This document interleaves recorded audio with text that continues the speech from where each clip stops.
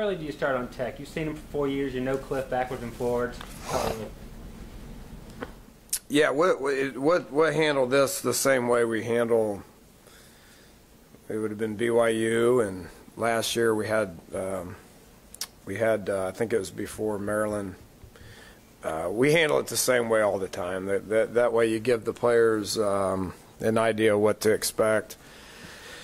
I'm a big proponent in letting them get away for a few days when you have an opportunity to let them get away. I'm going to have to talk to the guys that we're planning on going south. There's a hurricane going down there. So we'll have to address that. But I always give them Friday off, Saturday off, come back Sunday night. I just think it's good for their psyche a little bit to be able to get away. You got to find a good balance for getting ahead on an opponent and not overkilling an opponent. I felt like in years past, when we just started obsessing over another opponent, and you guys have heard me say this in preseason camp as well, that you can overkill somebody and things can go stale. So introducing your opponent is one thing, getting some good looks, having more time to game plan, testing some things out, that's important, and then also trying to get a little bit of developmental work in as well. So we'll let some of the younger guys scrimmage and take a few more reps. Try to let the guys probably heal up a little bit.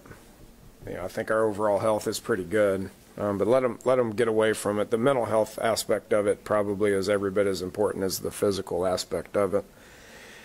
And then get back to work on Sunday.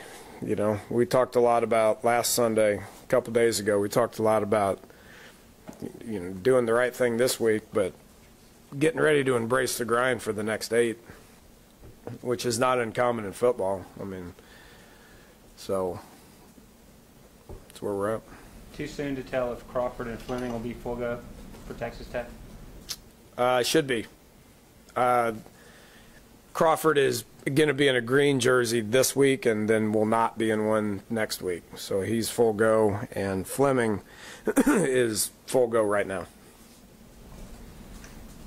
On that note, having a guy like Elijah Battle step up was big, was really big. So we probably had to go out recruiting this weekend for a few more junior college guys. We're on a little bit of a hot streak when it comes to that.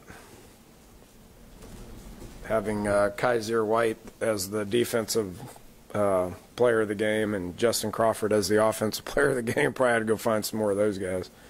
And Elijah Battle stepping in, playing well. It was good. Good to see. Danny, have you found with those JUCOs that it has taken often even time for them to assimilate, but those guys coming in and getting it quickly, at least well enough to be players in the game, is that unusual for a JUCO kid 4 games in to be that good? Very. It's very unusual, especially those 2 guys who weren't with us in the spring. We've had guys come in and midterm guys that adjust a little quicker. It's not unusual for Elijah Battle for it to not make sense until now. If you look back at, Glowinski needed that redshirt year. Karan White is playing pretty good for us, but he wasn't this guy a year ago. Kevin Shirley wasn't this guy a year ago, or his first year. Mario didn't make a play for 6 weeks. So it takes those guys time. That's why having the midterm thing is really big. But not relying on those guys to have to be full-time starters right away is critical. Dana, this is your first road game of the year. Real road game in another team's stadium. There's a disparity between your records home and away. That's quite a bit. Talk a little bit about what the home field advantage is. You asked for it to be rowdy, and it was. And conversely, on why it's become so hard when you're away. Thought we've won some pretty big games on the road. We've won the last time we were at Texas Tech. won the last time we were at Iowa State, Oklahoma State. You know, we've won at Texas. And so if you really look at the home field advantage in the Big 12, it's not as big as you think it is. I do think our crowd played a big part in what happened on Saturday. I don't want to diminish the, you know, the realization that we understand as coaches. I mean, it was big in the second half. One, we finally gave them something to cheer about. But I think, you know, especially when our defense was out there and they were loud, and that may have had something to do with them having to burn some timeouts. I don't want to take anything away from what was a great atmosphere on Saturday, but there's a lot of teams winning on the road. Oklahoma won on the road last week. Baylor won on the road last week. So that's the way we're going to approach it. We don't care where we play. Our routine's the same. Going to the play over in D.C. was a good road trip for us. It was neutral and we had a lot of fans there, but it still felt like it was a road game. It felt foreign. So we try to do things with our routine to where it makes sense with our guys. You know, got a lot of guys that when I have a team meeting, this whole front row is full of seniors that have been to Lubbock. So they're going to be able to spread the word as far as what it's like, and it's easier now than it was 4 or 5 years ago, I can assure you that. 3 of your 4 wins this year have been comebacks. Why have you been able to do that this year and you haven't in past years? I think this team's tough. I think they play with a lot of grit, and I think they fight. You know, they don't give up. You know, they're passionate about what we do. I mean, we got a couple of terms that our team picked that describes this team, and it was kind of that. I mean, they're a group that likes to fight and feel like they're pretty tough and feel like they got a lot of grit to them, to where if they get down, they're not going to panic. I think our coaching staff has done a better job this year, as in years past, where you just don't hit that panic button, you know, and you know, you remain calm and regroup. And you know, there's been a couple of halftimes that have been challenging. Missouri was a challenging halftime. You know, when Skyler was in the training room, and Youngstown was a challenging halftime. I don't remember what BYU's was. But yeah, I mean, just going in there and having the confidence that your team is going to regroup and make good halftime adjustments and go out there and play your tail off for the next half. That's been critical. Give our coaches credit as well. Is there some fool's gold in blowing teams out and not knowing how your guys are tested? I mean, you guys have been tested. Yeah, I think there's something to that. It's probably why BYU is going to win some games here in the next 2 months. I mean, you think our games have been tight? They've played, what, 5 now, and it's came down to the last drive on all 5. Good to see those guys get a win last week. But yeah, I think there's probably something to that. You know, when it's easy and you're blowing teams out, I mean, how's your team going to respond in a close game? I mean, that's always a question that you're not going to have answered until it happens. Dana, when you're in conference player, just a program that you know well and they know you, from year to year, is there a lot of game plan changes, or is it almost identical from one year to the next? I can't remember. Just picking. Yeah, I mean, there's a lot of familiarity, but here's the deal. You can say that about us in Texas Tech, but you can say it about us in Kansas State. I mean, we've been, you know, pretty much the same schemes going against each other for 5 games now. Say the same stuff about TCU, Oklahoma State. I mean, that just exists in a conference game. So, you know, is it going to give us an advantage to be able to you know, be able to have 2 weeks, or is they going to be more game ready because of the speed of the game aspect of it? I don't know. So you can just get your best game plan together and line up and do what you feel like you need to do to be be successful. It's kind of the way we approach every game. Do you find that they make changes, that you make changes based on what you did last year? Or There's always like some stuff at the beginning of the game that you kind of try to fool them with, but yeah, you get to a point where you are who you are. I mean, you're not going to be able to come up with a whole new offense or a whole new defense. There's always wrinkles to it that you'll be able to see early on, but then after those wrinkles are exposed, everybody pretty much just settles in and they are who they are, and you play ball. Dana, with the bye weeks coming the front half of the season, do you think that's beneficial or not for you guys? I think it probably benefits us. Where it's going to hurt us is December 3rd when we got to play and other teams don't, and they go on the road recruiting and we can't. We get 2 bye weeks. There's other teams that don't because their second bye week is December 3rd. So advantage now, disadvantage when you don't get to go recruit that last week. Last year we're going to have to deal with it because, you know, next year with the championship game, everybody will have that off unless you're playing a 13th game in the championship game, which means everybody will have 1 bye week.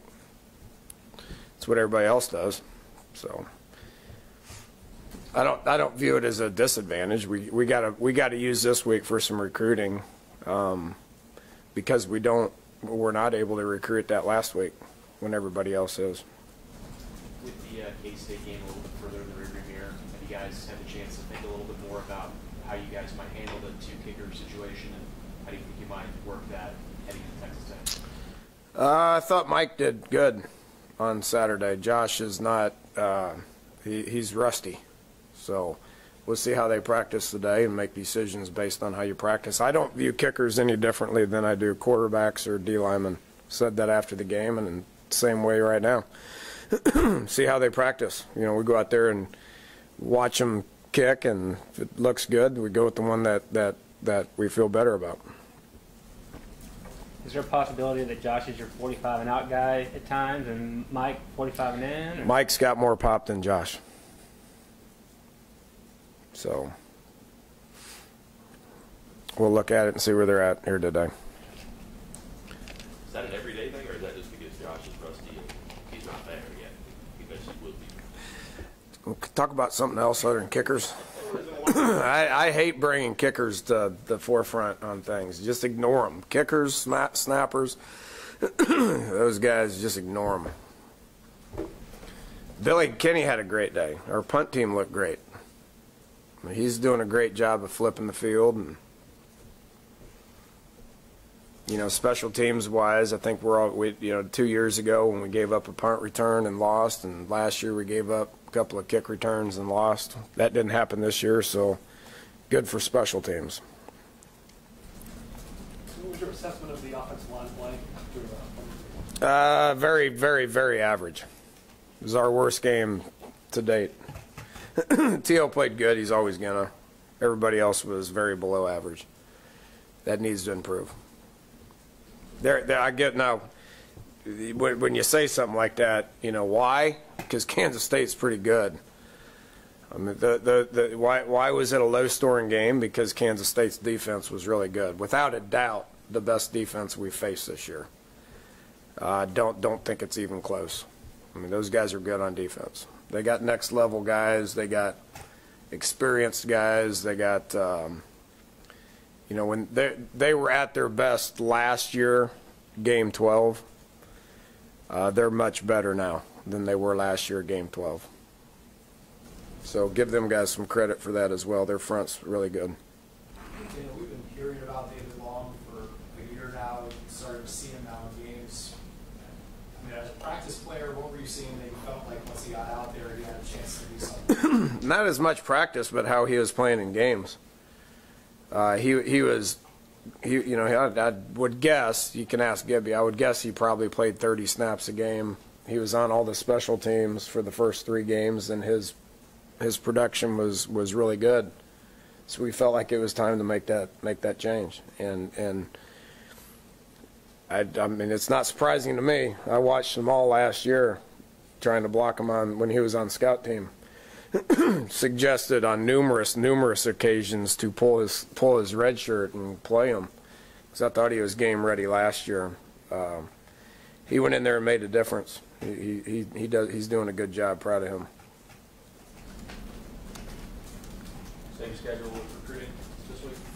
Yeah, we'll get some coaches out of here on Thursday. I know me and Gibby will stay through. We'll stay here Thursday, do some developmental stuff. But most of the coaches will be out recruiting Thursday, Friday, some on Saturday. You know, hitting high schools, hitting different areas, hitting junior colleges. I feel like we got some momentum in recruiting finally, to where we'll take advantage of that. You know, you can't get out there and go talk to them, but you can be visible.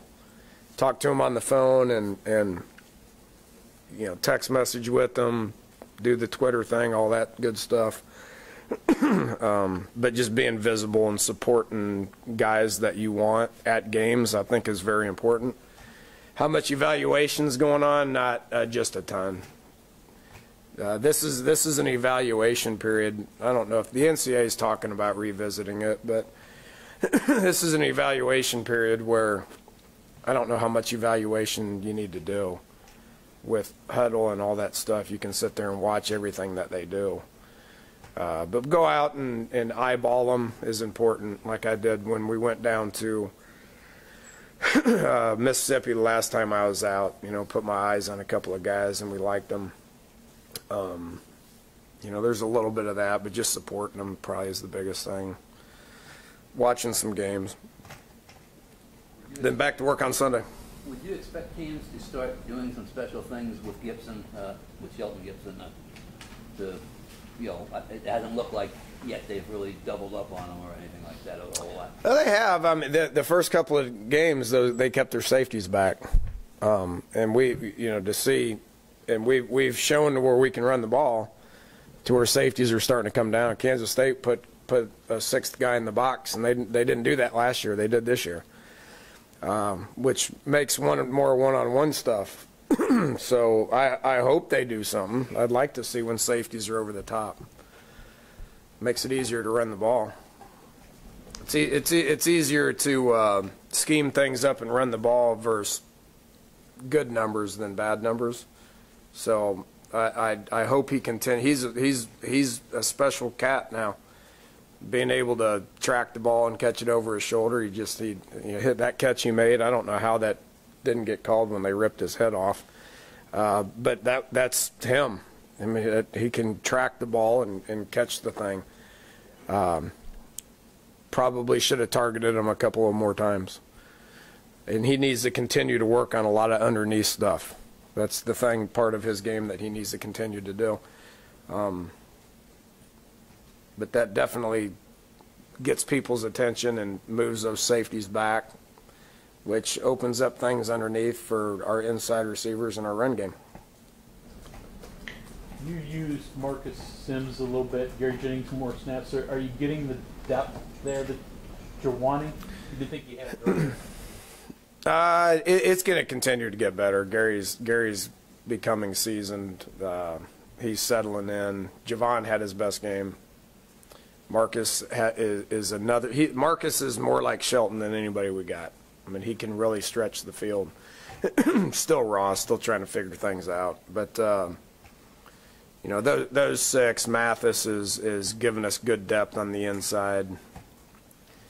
Kennedy McCoy is not playing as much as I want him to. When we get into some of these games where you snap the ball 95 times instead of 70. Like we have the last 2 weeks, then that makes guys like him more important because he can give you more depth in the backfield, but he's versatile enough to where he can give you some receiver reps as well.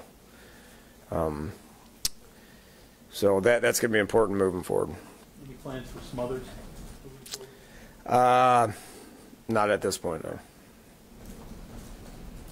Dana, Javon used to be at his best game. Looked like really you weren't that happy with him. I think he maybe got knocked over on a play and for just whatever reason weren't happy with him. Did you just get better in the game? And that's did y'all see that? Was better?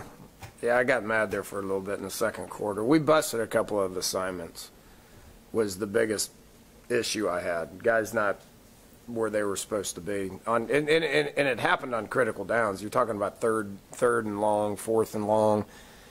In that second quarter, we went for it a couple of times, and we were not very good on critical downs, and it was because guys weren't in the right spots. So, yeah, that's going to upset me. But he handled it well. Yeah, I mean, those receivers will tell you. I mean, I love those guys and spent a lot of time with them, so they're the ones that are going to get the majority of the wrath.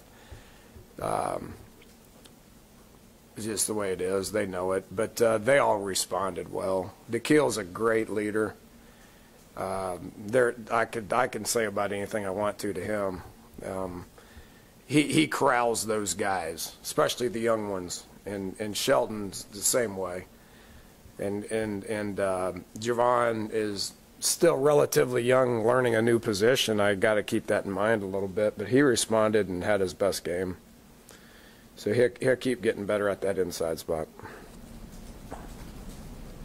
What's the mood around the team now that you guys cracked the top 25? Don't care. It's good for the program. Notoriety. It's good in recruiting, that sort of thing. But this group don't care. I mean, that's not our goal.